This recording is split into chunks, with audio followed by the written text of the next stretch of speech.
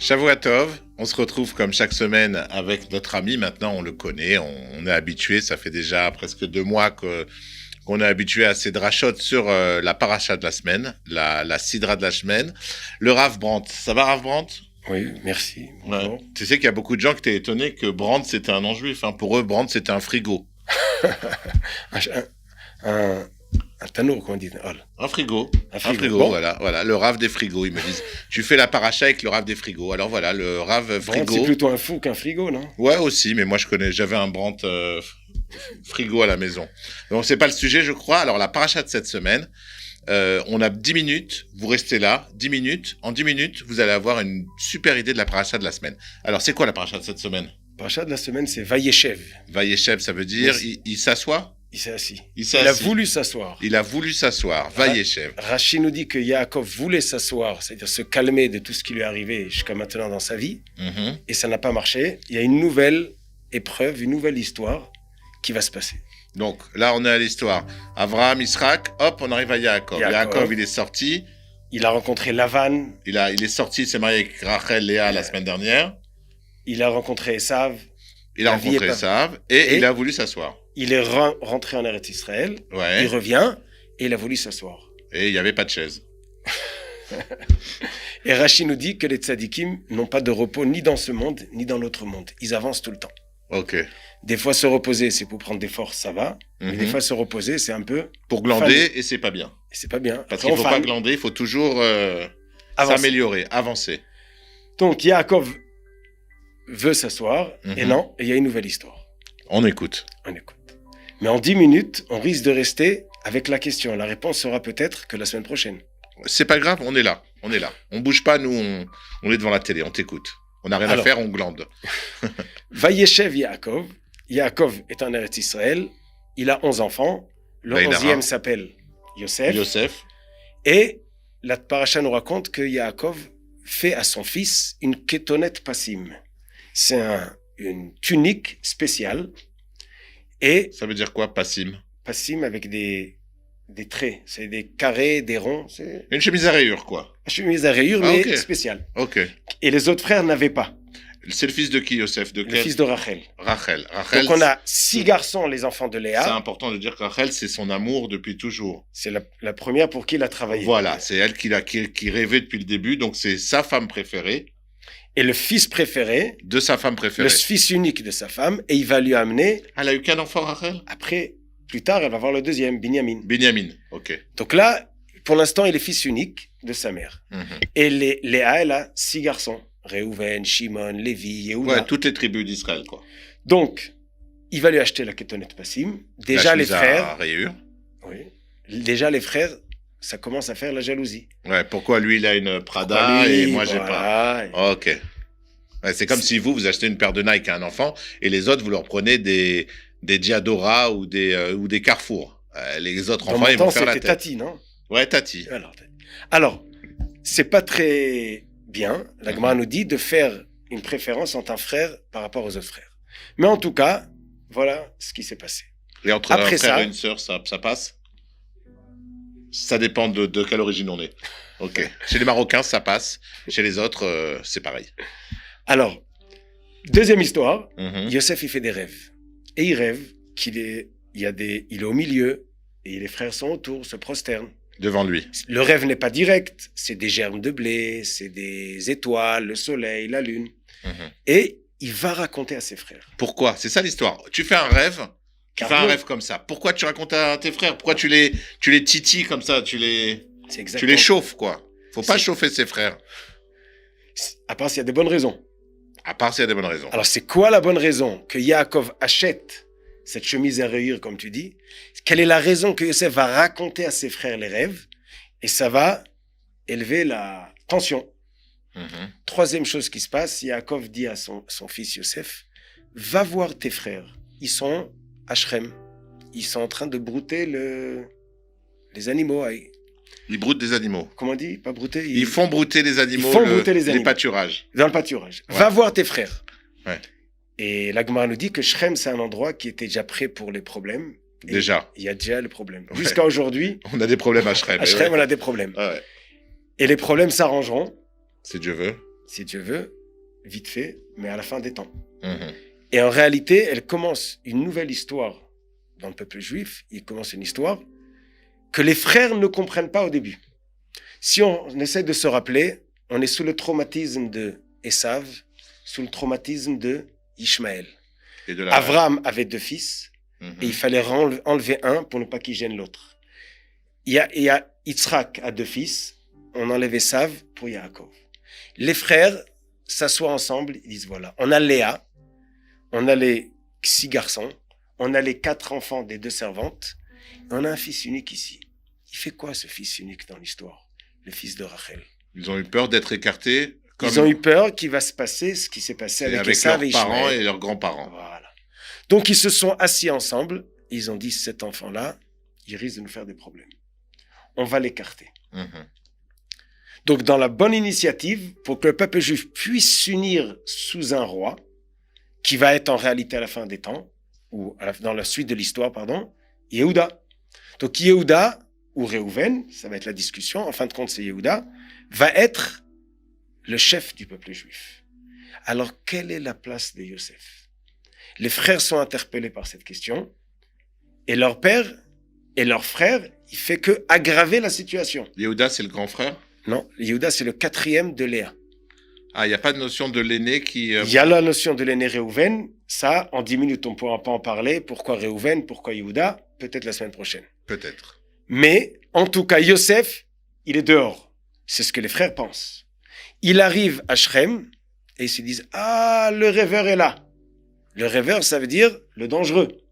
Qu'est-ce qu'on fait de lui? Et là, la paracha nous dit, ils ont dit peut-être on le tue. Réhouven dit, on le tue pas. Il a dit, mettez-le dans le trou. Pourquoi il veut le mettre dans le trou? La Torah nous dit, il voulait le sauver. Yehuda, il dit, mais c'est dommage de le laisser dans le trou. On va le vendre. Et là, Yosef est vendu vers l'Égypte, comme la paracha nous raconte. En tant qu'esclave. Et la suite, il est une esclave.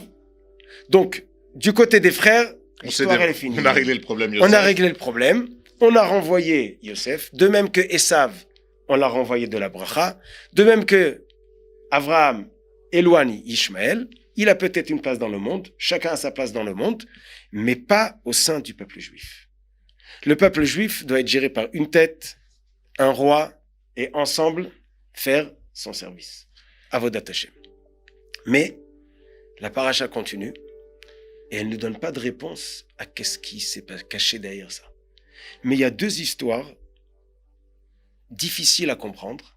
Bah déjà, c'est difficile à comprendre qu'on parle des enfants de quelqu'un qui a le Srout Avot, c'est des Avot, quoi. C'est le fils de Yaakov. C'est des gens qui sont bien au-dessus de tout le monde dans l'histoire du peuple juif. Que déjà, ces enfants arrivent à faire quelque chose d'aussi mal, de faire autant de peine à leur père déjà. Parce que la peine qu'il y a eu sur le père, c'était son fils préféré. C'est comme si on lui enlevait un bras ou une jambe, quoi. C'était horrible. Tu as raison. Aujourd'hui, après l'histoire, et on sait comment l'histoire s'est dessinée, on sait que Yosef fait partie de la famille du peuple juif.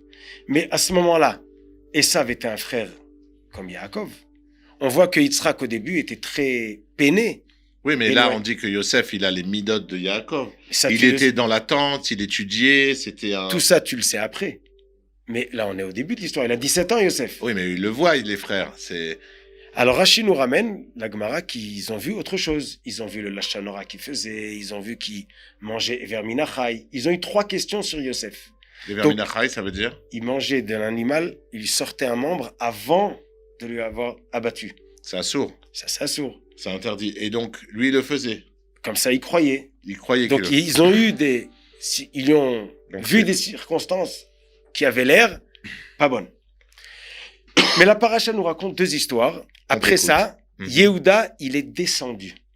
Va Yered Yehuda Adi Shadulami. Donc Yehuda est tombé. Les frères étaient tristes. Ils ont raconté à leur père que le frère Yosef a été tué par un animal. Ils l'ont ramené. Son habit avec du sang. Ils ont ramené l'habit qu'il lui avait offert, la chemise rayée. Ça représente quoi? Ça représente, voilà, tu as fait de la préférence et la fin de l'histoire. Ouais. La fin de l'histoire, c'est il est mort. Ça, c'est la première histoire. La deuxième. Maintenant, Yehuda, il va se marier, il va avoir 3 enfants, son fils va se marier avec une femme Tamar, il va mourir, le deuxième va la prendre, elle va être veuve, elle va attendre le troisième, qui s'appelle Sheila. Et là, il se passe une histoire, Yehuda, il va pour tendre son bétail, et il voit cette femme. Sheila. Non, Tamar, qui attendait le troisième fils pour faire Yiboum. D'accord. On ne peut pas raconter longuement, on n'a pas le temps. Mais en tout cas, la Torah nous raconte que Yehuda va être avec cette femme qui, sans le savoir, que c'est sa belle-fille. Le Midrash nous dit, c'est que le malach l'a poussée vers elle. Mais en tout cas, elle va tomber enceinte de Yehuda. Et là, il se passe quelque chose de grave. Yehuda, qui est un fils de Yaakov, entend que sa belle-fille est enceinte. On l'amène pour la juger.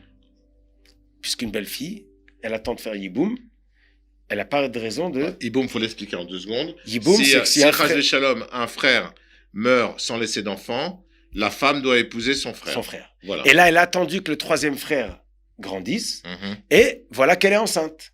Donc, ils l'ont emmenée chez Yehuda, il voulait la juger à mort. Or, quand Yehuda est venu la voir, elle lui avait demandé un gage.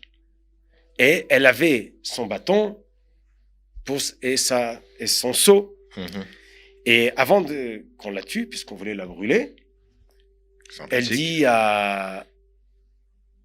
je suis enceinte de celui que, à lui, le seau et le bâton. Et là, Yehuda, il a 2 possibilités. Il se tait. En quelques minutes, elle est morte. C'est fini l'histoire, ni vu ni connu. Je t'embrouille. En plus, qu'il a fait Béchogeg, puisqu'il ne savait pas que c'était elle. Elle était cachée. Donc, il peut se dire, c'est un accident, on peut continuer l'histoire sans cet accident. Okay. Et là, Yehuda, il fait quelque chose de très spécial, et il dit, c'est de moi. J'avoue, c'est de moi. On s'est trompé, elle n'a pas fait quelque chose d'interdit d'elle-même, moi je suis le responsable de cette histoire. Et d'ailleurs, nous nous appelons aujourd'hui, dans le monde entier, des Juifs. Juif vient du mot Juda. Or, il y a 12 tribus. On devrait s'appeler Béné Israël. Pourquoi on s'appelle fils de Juda et pas fils d'Israël? Il dit le Targum Yonatan ben Uziel, c'est un des... qu'on connaît bien. Il dit, parce que Yehuda a avoué, et le mot avoué est dans le mot Yehuda, Hoda'a, nous nous appelons tous, tout le long de l'histoire, les avoueurs. Un juif se cache pas de ses fautes. Il avoue, il demande pardon. Mais en tout cas, cette histoire, elle pose aussi une question. Pourquoi on a besoin de cette histoire? Parce qu'on sait que de ces jumeaux qui vont naître de Tamar et Yehuda, il va sortir David HaMelech et Melech HaMashiach. Ah ouais, c'est pas... Donc c'est pas... C'est du haut niveau, là. Tout ça, et ça vient... Encore une question dans la paracha. Ah oui. Il faut comprendre. Yehuda, il dit on va vendre Yosef. Ça a l'air grave. Il fait un acte qui a l'air très grave. Et nous savons qu'à la fin de l'histoire, David HaMelech et Mashiach, il vient d'ici. Alors? Pas encore de réponse. Pas encore. Deuxième histoire de la paracha. Yosef arrive en Égypte. Il va travailler et va être vendu chez Potiphar. Potiphar qui a une femme qui n'est pas si propre que ça. Elle va attraper Yosef, essayer qu'il se marie avec elle. Ouais. Yosef va se sauver d'elle. Pas qu'il se marie, qu'il soit avec elle. Qu'il soit avec même qu'elle est mariée. Et Yosef, elle le bloque. Il lâche sa chemise, il se sauve et elle garde sa chemise. Encore une fois, quelqu'un qui a dans les mains une preuve. Alors que là, il n'y a pas eu la faute, on est d'accord. Il n'y a pas eu la faute. Mais elle a une preuve. Et là, elle s'en sert contre lui et il va en prison. Il n'y a que de ça, il va aller en prison. Et grâce à ça, il va... Et à cause de ça, il est en prison. Et elle prend la chemise, et elle se promène. Et elle dit, voilà, regardez ce petit jeune, j'ai sa chemise, regardez ce qu'il voulait faire. Donc on a la chemise de Yosef, qui est honnête passim. Et le sceau de... On a Yehuda, qui se fait attraper avec ça, ou qui l'avoue. Ouais. Donc on voyez la différence entre Tamar et la femme de Potiphar. Tamar se tait, c'est Yehuda qui avoue. La femme de Potiphar, il ne s'est rien passé, elle accuse, et lui, il est en prison. Donc cette paracha nous laisse beaucoup de questions. Alors, on va terminer la paracha sans réponse cette semaine. Ok. La semaine prochaine C'est et la semaine d'après, la paracha les choses- sans réponse. les choses vont s'éclaircir. Bon, Mais on va terminer avec une petite histoire. alors, une petite histoire pour Une nous petite aider histoire, une peut-être petite minute. à comprendre la réponse. Peut-être pas, mais à comprendre la question au moins. Au moins, déjà, c'est pas mal. L'histoire raconte d'une personne qui arrive à la synagogue après des dizaines d'années qu'elle n'était pas. Elle n'a Mhm. pas l'habitude d'y aller. Et ce Shabbat Vayeshev, elle vient à la synagogue. Elle écoute le Baal Koré qui raconte l'histoire. Première montée, deuxième montée, troisième montée. Et à un moment, la personne se met à pleurer fort. Alors les autres de la synagogue s'approchent. Qu'est-ce qui vous arrive? Vous avez un malheur? Elle dit non, vous vous rendez pas compte, le pauvre frère. Fils de Yaakov, 11 frères. Les frères le prennent. Ils le jettent. Ils le vendent. Il arrive en Égypte. Ah, elle a de Il la est peine, soupçonné. quoi. Elle écoute l'histoire, elle a de la peine. Elle a de la peine. Elle Ok. se met à pleurer. Ok, pourquoi pas. Alors, les gens essayent de la consoler, mais tu sais, la semaine prochaine, tu vas voir et tout. Ça va s'arranger. Ça va s'arranger. Attends la suite de l'épisode. C'était saison 1, épisode 2. Mais ils ont pas réussi. Voilà, ouais. Et la personne quitte la synagogue triste. Mm. L'année prochaine, la personne revient. Et par hasard, ça tombe. Vayeshev. Vayeshev. Et il y a une personne à côté d'elle, elle la voit tout calme. Elle écoute la paracha, il se passe rien. Elle dit, Il dit, tu mais pleures pas cette année? Excusez-moi, qu'est-ce qui vous arrive? Comment vous vous êtes calmé? L'année dernière, on n'a pas réussi à vous calmer. Il dit, oui, regarde, l'année dernière, j'ai eu de la peine pour lui. Mais cette année, encore une fois, il a recommencé, il n'a pas fait attention, c'est de sa faute. Eh ben, il a qu'à aller en prison. Ok. Mais bien sûr que, Be'ezrat Hashem, la semaine prochaine, on va essayer de comprendre un peu plus la suite de l'histoire. Merci beaucoup, Rav. Shabbat Shabbat shalom. Shalom. Shabbat shalom. Shabbat Allez, shalom. on est amis, hein. On peut serrer la main. On s'embrasse pas encore parce que c'est un Ashkenaz, hein. Après, ça vient au bout de 2-3 ans. Shabbat shalom, à la semaine prochaine. Be'ezrat Hashem.